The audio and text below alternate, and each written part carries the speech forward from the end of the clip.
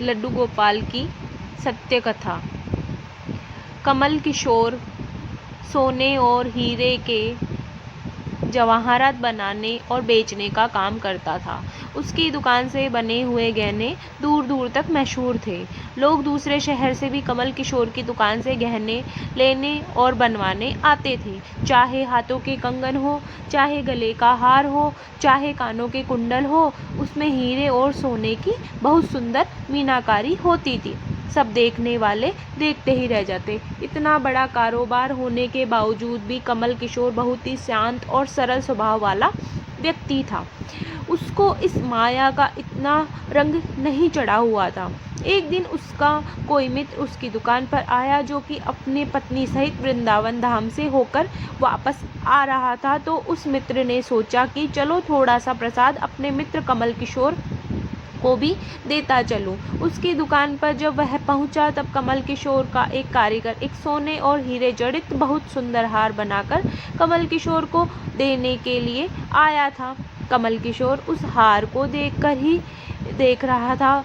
उसका मित्र उसकी दुकान पर पहुंचा। कमल किशोर का मित्र अपने साथ वृंदावन से एक बहुत सुंदर लड्डू गोपाल, जिसका स्वरूप अत्यंत मनमोहक था, साथ लेकर आया था।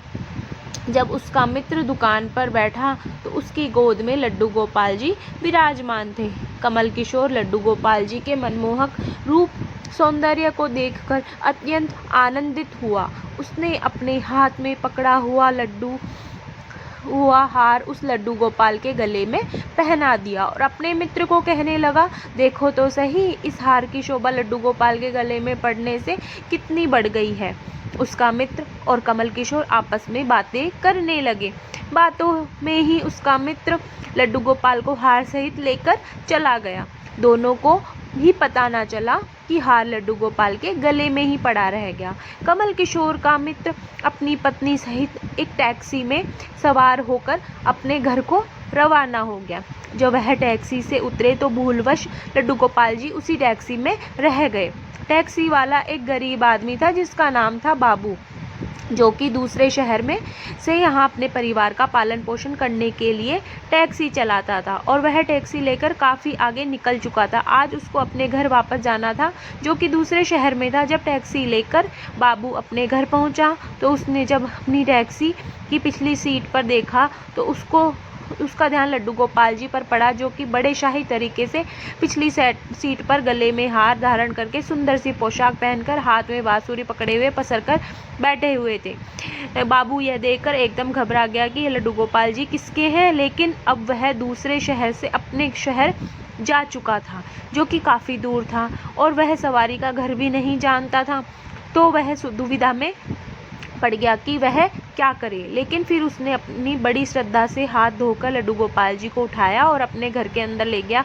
जैसे ही उसने घर के अंदर प्रवेश किया, उसकी पत्नी ने उसके हाथ में पकड़े हुए लड्डू गोपाल जी को जब देखा तो इतनी सुंदर स्वरूप वाले लड्डू गोपाल जी को देखकर उसकी पत्नी ने झट से लड्डू गोपाल जी को अपने पति के हाथों से ले लिए। उसकी पत्नी, जिसकी 8 साल शादी हो चुके थे, उसके अभी तक कोई संतान नहीं थी, लेकिन गोपाल जी को हाथ में लेते ही उसका वात्सल्य भाव जाग उठा। उसकी ममतामयी करुणामयी आंखें झरझर बहने लगी। ममतावश और वात्सल्य भाव के कारण ठाकुर जी को गोद में उठाते ही उसको ऐसे लगा उसने किसी अपने ही बच्चे को गोद में उठाया हो। उसके स्तनों से अपने आप दूध निकलने लगा। अपनी ऐसी दशा को देखकर बाबू की पत्नी मालती बहुत हैरान हुए। उसने कसकर गोपाल जी को अपने सीने से लगा लिया और आंखों से आंसू बहाती बोलने लगी, और अरे बाबू, तुम नहीं जानते हो कि आज तुम मेरे लिए कितना अमूल्य रत्न लेकर आए हो। बाबू कुछ समझ नहीं पा रहा था कि मेरी पत्नी को अचानक से क्या हो गया है, लेकिन उसकी पत्नी तो जैसे बावरी सी हो गई थी। वह गोपाल जी को जल्दी जल्दी अंदर ले गई और उनसे बातें करने लगी। अरे लाला, इतनी दूर से आए हो, तुम्हें भूख लगी होगी। और उसने जल्दी जल्दी मधु और घी से बनी चूरी बनाकर और दूध गर्म करके ठाकुर जी को भोग लगाया। और उधर कमल किशोर ने जब अपनी दुकान पर हार को ना देखा तो उसको याद आया कि हार तो ठाकुर जी के गले में ही रह गया है। तो उसने अपने मित्र को संदेशा भेजा, तो मित्र ने आगे से जवाब दिया, अरे मित्र, वह माखन चोर और चित्त चोर हार सहित खुद ही चोरी हो गया। है, मैं तो खुद इतना परेशान हूँ। कमल किशोर अब थोड़ा सा परेशान हो गए कि इतना कीमती हार ना जाने कहाँ चला गया। मुझे तो लाखों का नुकसान हो गया। लेकिन फिर भी अपने सरल स्वभाव के कारण उसने अपने मित्र को कुछ नहीं कहा और उसने अपने मन में सोचा कि कोई बात नहीं, मेरा हाथ तो ठाकुर जी ही के ही अंग लगा है। अगर मेरी भावना सच्ची है तो ठाकुर जी उसको पहने रखें। और उधर बाबू और उसकी पत्नी मालती दिन रात ठाकुर जी की सेवा करते। अब तो मालती और बाबू को लड्डू गोपाल जी अपने बेटे जैसे ही लगने लगे। लड्डू गोपाल जी की कृपा से अब मालती के घर में एक बहुत ही सुंदर बेटी का जन्म लिया।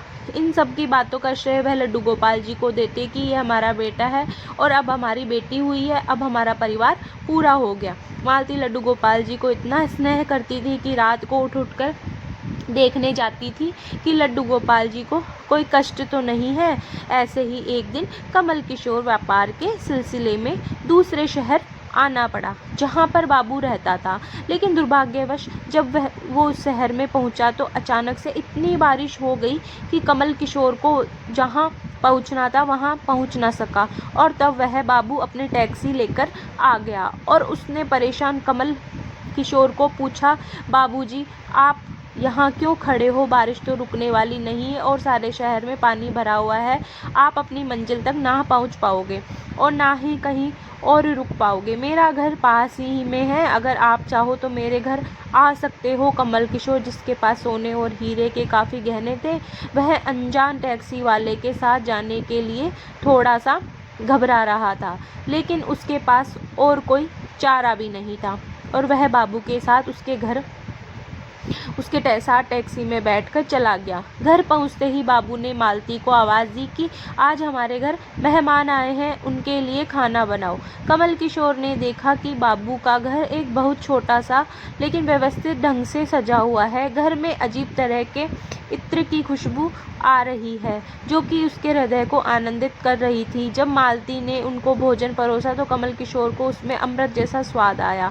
उसका ध्यान बार बार उस दिशा की तरफ जा रहा था जहाँ पर ठाकुर जी विराजमान थे। वहाँ से उसको एक अजीब तरह का प्रकाश नजर आ रहा था।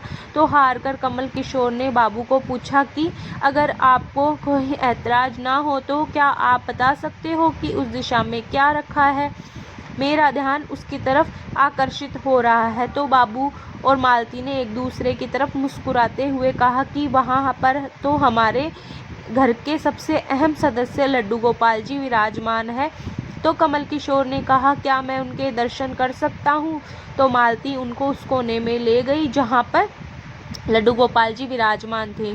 कमल किशोर लड्डू गोपाल जी को और उनके गले में पड़े हार को देखकर एकदम से हैरान हो गया। यह तो वही लड्डू गोपाल है और यह वही हार है जो मैंने अपने मित्र के लड्डू गोपाल जी को डाला था। कमल किशोर ने बड़ी विनम्रता से पूछा कि यह गोपाल जी तुम कहाँ से लाए हो बाबूजी? बाबू, उसके मन में कोई छल कपट नहीं था। उसने कमल किशोर को सारी बात बता दी कि कैसे उसको सौभाग्य से गोपाल जी मिले और उनके हमारे घर में आने से हमारा दुर्भाग्य सौभाग्य में बदल गया। तो कमल किशोर ने कहा, क्या तुम जानते हो कि जो हार ठाकुर जी के गले में पड़ा है उसकी कीमत क्या है? तो बाबू और मालती ने बड़ी विनम्रता से हाथ जोड़कर कहा कि जो चीज़ हमारे लड्डू गोपाल जी के अंग लग गई उसका मूल्य नहीं जानना चाहते और हमारे लाला के सामने किसी हार का कोई मोल नहीं। तो कमल किशोर एकदम से चुप हो गया और उसने मन में सोचा कि चलो अच्छा है, मेरा हार ठाकुर जी ने अपने अंग लगाया हुआ है। अगले दिन जब वह चलने को तैयार हुआ और बाबू उनको टैक्सी में लेकर उनके मंजिल तक पहुंचाने गया, जब कमल किशोर टैक्सी से उतरा और जाने लगा तभी बाबू ने उनको आवाज़ लगाई कि जरा रुको, यह आपका कोई सामान हमारी टैक्सी में रह गया है। लेकिन कमल किशोर ने कहा, मैंने तो वहाँ कुछ नहीं रखा। लेकिन बाबू ने कहा, यह बैग तो आपका ही है। जब कमल किशोर ने उसको खोलकर देखा तो उसमें बहुत सारे पैसे थे। कमल किशोर एकदम से हक्का बक्का रह गया कि यह तो इतने पैसे हैं जितने की उस हार की कीमत है। उसकी आंखों में आंसू आ गए। जब तक मैंने निश्चल भाव से ठाकुर जी को वह हार धारण करवाया हुआ था तब तक उन्होंने पहने रखा। मैंने उनको पैसों का सुनाया तो उन्होंने मेरा अभिमान तोड़ने के लिए पैसे मुझे दे दिए। वह ठाकुर जी से क्षमा मांगने लगा, लेकिन अब हो भी क्या सकता था। इसलिए हमारे अंदर ऐसे भाव होने चाहिए, उसमें अहंकार न होकर विनम्रता होनी चाहिए, और ठाकुर जी जैसा चाहते हैं वैसा ही होता है। हम तो निमित्त मात्र हैं। कौन ठाकुर जी को वृंदावन से लाया है और किसके घर आकर वह विराजमान हुए, यह सब ठाकुर जी की लीला है। जिसके घर में रहना है, जिसके घर में सेवा लेनी है, यह सभी जानते हैं। हम लोग तो निमित्त मात्र है, बस हमारे भाव शुद्ध होने चाहिए। ठाकुर जी तो बड़े पकवान नहीं बल्कि भाव से खिलाई हुई छोटी से छोटी चीज को भी ग्रहण कर लेते हैं। बोलो लड्डू गोपाल जी की जय। राधे राधे।